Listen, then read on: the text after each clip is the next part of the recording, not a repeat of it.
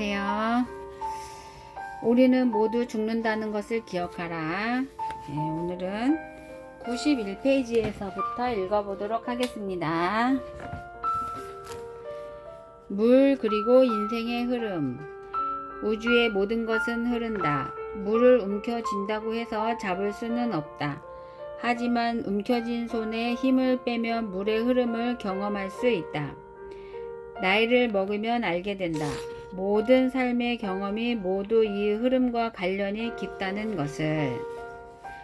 언제나 추락이 먼저다. 살면서 내가 이룬 모든 진전에는 그에 앞서 항상 추락이 있었다. 비단 나뿐 아니다. 많은 사람들과 대화를 나눠보니 중요한 변화 이전에 추락이 먼저 일어난다는 것은 거의 보편적으로 적용되는 일종의 법칙이었다. 추락은 당황스러운 사건임에는 분명하다. 알코올 중독, 우울증, 심각한 사고와 부상, 사업 실패, 파산, 소중한 사람과의 이별 등등은 우리 삶에서 언제든 일어나는 추락이다. 추락이 발생하면 우리는 절망이 아니라 오히려 희망을 가져야 한다. 앞에서 살펴보았듯이 추락은 한 걸음 더 나아가는 진전의 전조이니까 말이다. 바닥에 이른 것을 두려워할 이유가 전혀 없다. 오히려 감사하라. 놀랄 준비를 해야 한다. 추락이 예상치 못하는 순간에 찾아오듯 비약적인 성장의 순간 또한 예상치 못한 순간에 찾아온다. 우리가 할 일은 예상치 못한 성장이라는 손님을 맞이할 준비다. 준비된 학생이 되면 실제로 스승이 나타난다. 내가 만난 모든 인생 현자들의 조언을 종합해보면 추락이 성장보다 먼저 이루어지고 그 결과 바닥으로 떨어지는 순간 이기적인 삶에서 목적 있는 삶으로 방향을 바꾸는 변화에 필요한 에너지가 생긴다. 원하는 것 자체가 되어라. 삶, 세계, 우주의 모든 것은 모순으로 나타난다. 따라서 우리 자신도 모순의 일부다. 생각해보라. 당신은 유형인 동시에 무형이다. 당신은 당신의 육신이지만 또 당신은 육신이 아니기도 하다. 당신은 손에 잡히지 않는 생각이기도 하고 손에 잡히는 육신이기도 하다. 살아가는 동안 영원히 이렇게 대립하는 두 가지가 존재할 것이다. 인생의 중요한 모든 것은 모순으로 나타난다. 추락과 성장이 그렇듯이. 어떻게 하나인 동시에 정반대되는 둘이 될 수 있는가? 사랑을 간절히 원하고 손에 넣고 싶어 쫓지만 왜 번번이 실패하는가? 사랑을 손에 넣는 것에 집착하지 않고 사랑 그 자체로 존재하는 사람에게는 반드시 사랑이 찾아온다. 원하는 것을 반드시 얻고 싶은가? 그렇다면 원하는 것을 얻기 위해 뛰어다니지 마라. 원하는 것 자체가 되어라. 생각과 열정 사이. 천재성은 어떤 시험으로 측정될 수 있는 대상이 아니다. 학교 성적표로도 확인할 수 없다. 어떤 사람이 되어 무엇을 이루고 싶은지, 자기 삶에 어떤 가치들을 끌어들이고 싶은지에 대한 꾸준한 생각과 확고한 신념이야말로 천재성의 증거다. 다시 말해 생각이 곧 천재의 단서다. 시인 폴 발레리의 말처럼 생각은 모든 것을 만들어내는 원료다. 생각을 떠올려 시각적인 자료로 만들어 간직하라. 그렇게 구체적인 모습을 띠게 된 생각과 이를 현실로 만들려는 열정이 합쳐지면 마침내 천재성이 가동된다. 간절히 원하는 생각을 현실로 만들지 못하는 이유는 시각화에 실패하기 때문이다. 생각과 열정 사이에 다리를 놓아줄 구체적 시각화를 절대 잊지 마라. 시각화가 없으면 생각과 열정은 결코 합쳐지지 않는다. 실력이 없어서가 아니다. 시각화를 하지 않았기 때문에 성공해서 번번이 탈락하는 것이다. 당신이 원하는 것을 명확하게 그려 벽에 붙여놓고 들여다보라. 자연스럽게 열정이 솟아날 것이다. 이 과정을 가리켜 인생의 현자들은 성공이라 부른다. 의도를 간직하라. 매일 아침 눈을 뜨면 다음과 같이 속삭이는 생각에 반드시 굴복하라. 나는 지금 이 순간 이것을 할 수 있다. 의도를 간직하는 한 필요한 모든 도움이 주어질 것이다. 나는 지금 이 순간 이것을 할 수 있다. 나는 지금 이 순간 이것을 할 수 있다. 선택의 순간, 기억할 것들. 선택이 오로지 당신에게 달려있다. 좋은 아침입니다. 굿모닝. 좋은 아침입니다. 신이시여를 선택하건 좋은 신이시여 아침입니다를 선택하건 당신에게 달려있다. 오로지. 이름보다 큰 존재들을 사랑하라. 학교에서 배우는 중요한 것들 중 하나가 이름 붙이기다. 사물을 정확하게 정리하는 법을 열심히 공부해 왔다. 대부분의 학교는 모든 것의 식별과 분류를 원하고 나아가 우리에게 구체적 범주의 지식을 갖춘 학생이라는 꼬리표를 달아주었다. 물론 이름 붙이기는 중요하다. 이름 붙이기는 대상을 구체적인 어떤 것으로 만드는 데 요긴하다. 하지만 어떤 대상을 완전히 포착해내는 이름은 존재하지 않는다. 우리는 이 사실 또한 잘 알고 있다.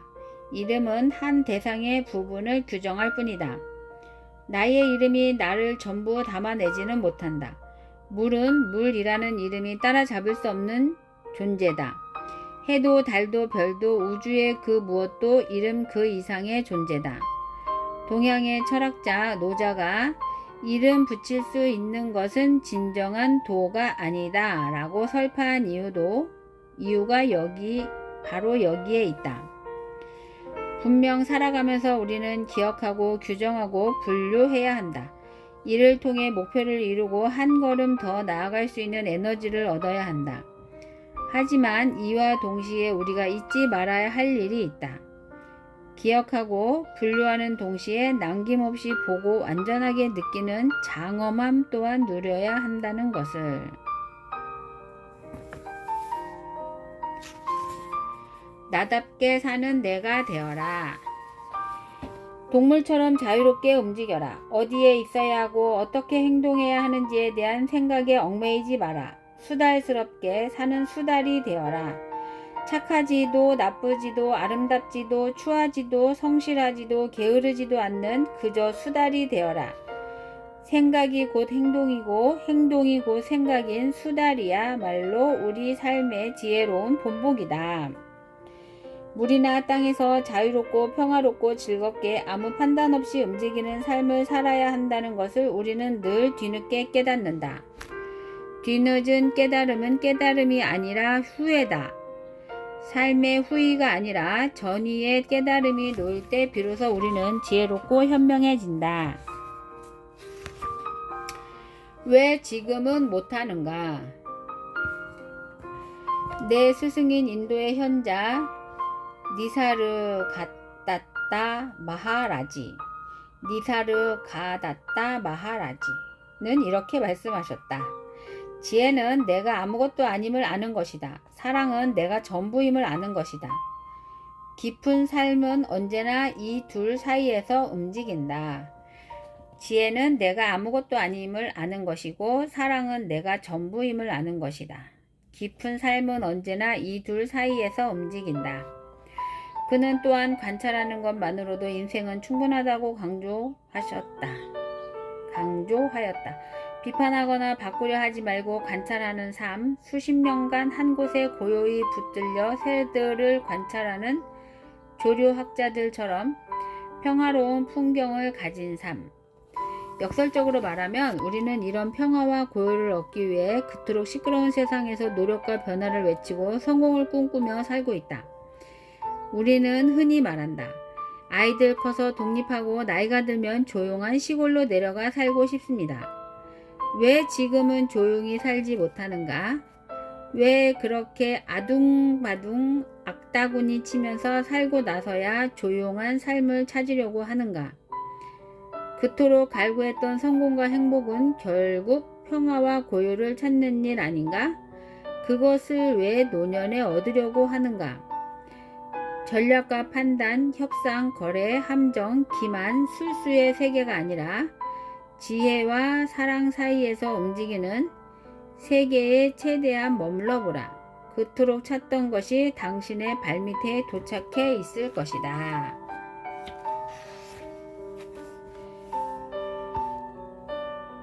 영을 향해 가라. 없을 무는 수학적으로 영의 표현과 동일하다. 나눌 수도 없고 경험적 가치도 없다. 무엇으로든 곱해도 그 값은 무가 된다. 나눌 수 없는 영이 없으면 수학 자체가 불가능하다. 물질 세계로 오기 전에 우리의 본질 또한 무였다. 법칙, 의무, 돈, 부모, 배고픔, 공포 등 거추장스러운 것들이 하나도 없었다. 아무것도. 좋은 삶은 결국 무로 돌아가는 것이다. 늦지 않았다. 지금부터 몸과 마음에 잔뜩 달라붙은 것들을 하나씩 내려놓아라. 몸과 마음이 무거운 사람이 좋은 삶을 살았다는 이야기는 한 번도 들어본 적 없다. 무엇이든 줄여라. 가장 가벼운 사람이 가장 빨리 정상에 오른다. 답을 듣는 삶. 신에게 말을 건네는 것을 우리는 기도라고 부른다. 기도를 한다는 것은 보편적인 지성이 존재함을 믿는다는 것이다. 믿는다는 뜻이다. 종교를 가진 사람들 뿐 아니라 우리는 늘 마음속으로 기도를 올린다. 소원을 빌고 행운을 기원하고 가족의 건강을 희망한다. 보편적인 지성의 존재에게 이처럼 많은 말을 건네면서도 왜 그 기도에 답이 올 것이라고는 쉽게 믿지 못하는가? 당신은 분명 답을 들었다. 다만 그 사실을 믿지 못할 뿐이다. 여행의 목적. 몇 분 동안 느끼는 완전한 경외심은 그 어떤 형이상학 수업보다 빠르게 영적 깨달음을 도와준다. 드넓은 세계로 나가라. 경배할 대상을 찾아라. 아무것도 하지 않아야 한다. 인생은 마법 같고 불가사의한 1나노초 사이에 우리가 비존재에서 존재로 옮겨지면서 출발했다. 이 찰나의 시간 사이에 우리가 삶이라고 부르는 여정에 필요한 모든 것이 처리되었다. 눈에 보이지 않는 힘이 가동을 시작해 우리의 신체적인 특징을 채웠다. 궁극적인 신장, 체형, 눈, 피부, 머리색, 언젠가 나타날 주름, 죽음까지 모든 것이 눈 깜짝할 사이에 질서정연하게 결정되었다. 그러니 삶에서 우리가 할 일은 아무것도 하지 않는 것이다. 더 정확하게 말하면 아무것도 하지 않아야 한다는 것을 생생하게 깨닫는 것이다. 일어날 일은 일어나고 일어나지 않는 일은 일어나지 않는다. 이 진리의 질서가 모순되거나 부정된 적은 한 번도 없다. 일어날 일은 일어나고 일어나지 않는 일은 일어나지 않는다.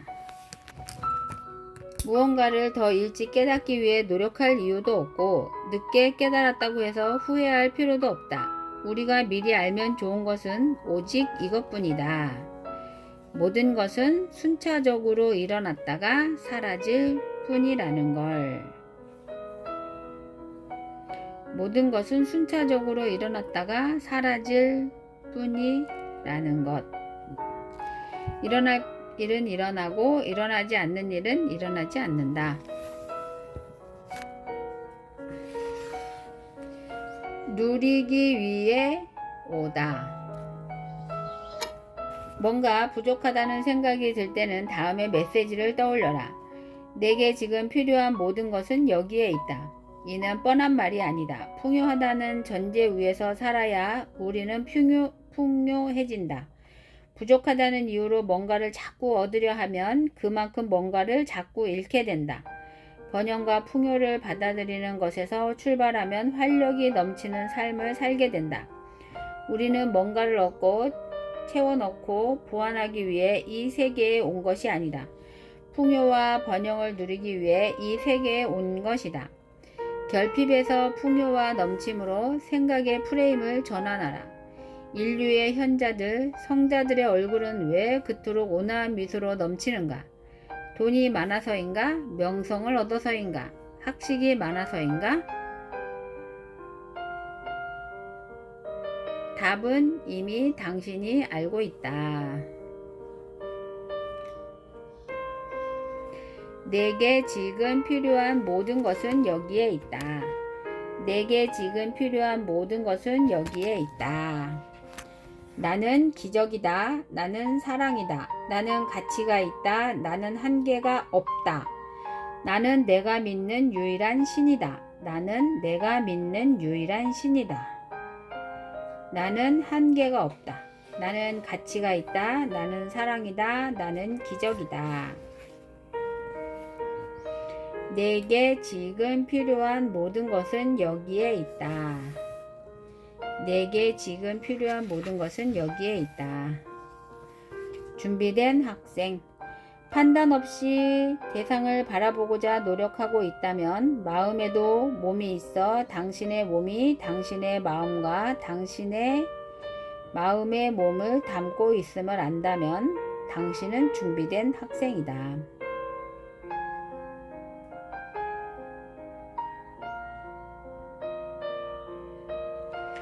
평화에 머물러라.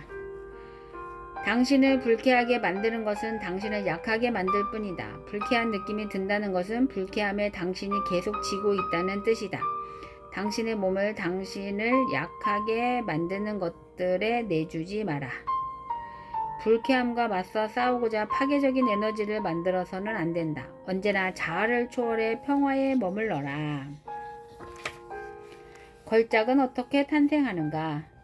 언젠가 내가 쓴 한 책에 대한 2통의 독자 편지를 받은 적이 있다. 독자 한 명은 자신의 인생을 바꿔준 훌륭한 책이라고 칭찬하며 내게 감사의 뜻을 전했다. 그런가 하면 다른 독자 한 명은 책이 너무 형편없으니 환불을 해달라는 요구를 편지에 담았다. 그래서 나는 이렇게 했다. 환불을 요구한 사람에겐 좋은 내용의 편지를 보내고 칭찬의 편지를 보낸 사람에게는 혹평한 편지를 보냈다. 그리고 두 사람 모두에게 한마디를 남겼다. 당신이 맞을지도 모릅니다. 내가 옳고 당신이 틀리다가 아니라 당신이 옳을 수도 있다고 했다. 내가 이런 말을 남긴 이유는 간단하다. 타인의 생각에 집착하는 것이 얼마나 낭비인지를 알고 있었기 때문이다. 모두에게서 칭찬과 호평을 받는다는 것은 불가능하다. 하나의 사안을 놓고 서로 견해가 극명하게 갈리는 일은 인생에서 얼마든지 일어난다. 걸작은 호평만으로 탄생하지 않는다. 위대한 작품은 언제나 천사와 비난을 한 몸에 받는다. 타인의 평가에 너무 매달리지 마라. 객관적인 평가란 원천적으로 불가능하다는 사실을 명심하라. 모두가 자신의 입장에서 지극히 주관적인 견해를 내놓을 뿐이다. 혹평을 받아들이고 칭찬을 경계하라. 나의 모든 모습을 의심하라. 모든 소망을 이루는 사람이 되고 싶은가? 그렇다면 자기 삶의 창조주라는 상위의 존재로 옮겨가야 한다. 이는 무슨 뜻인가? 자신에 대한 모든 개념을 바꾸는 결코 쉽지 않은 일을 수행해야 한다는 뜻이다. 자신에 대한 개념을 바꾼다는 것은 자신에 대한 모든 개념을 바꾸는 결코 쉽지 않은 일을 수행해야 한다는 뜻이다. 자신에 대한 개념을 바꾼다는 것은 안과 밖의 자아에 대해 사실이라고 믿는 모든 것을 의미한다. 내가 어떤 사람이라고 믿고 있는 사실 모두를 의심하고 재발견하고 새롭게 바라볼 수 있어야 한다. 평범한 공간에서 비범한 공간으로 진입하려면 평범한 공간에서 믿었던 사실 모두를 바꿔야 한다. 사랑하라. 조건 없이. 어떤 상황에서도 자신을 부드럽게 다루어라. 조건 없이 사랑하라. 성공하는 사람들은 타인을 받아들이는 사람이다. 타인을 조건 없이 받아들이는 사람들은 늘 자신을 조건 없이 받아들이는 사람이다.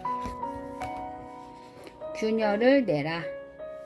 지금 이 순간의 삶이 행복하지 않다고 느껴지는가? 충만한 삶이 아니라는 생각이 드는가? 괜찮다. 이는 모두 반박되거나 되돌릴 수 있는 생각들이다.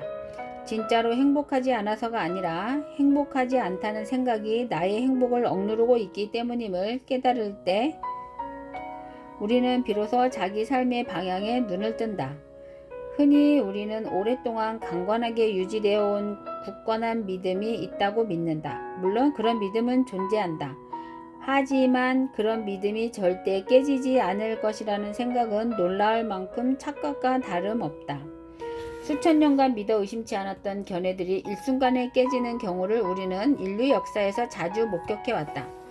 그리고 그런 강고한 믿음, 확신, 신념의 체계가 깨질 때 혁명적인 진보와 번영, 발전이 있었음을 배워왔다.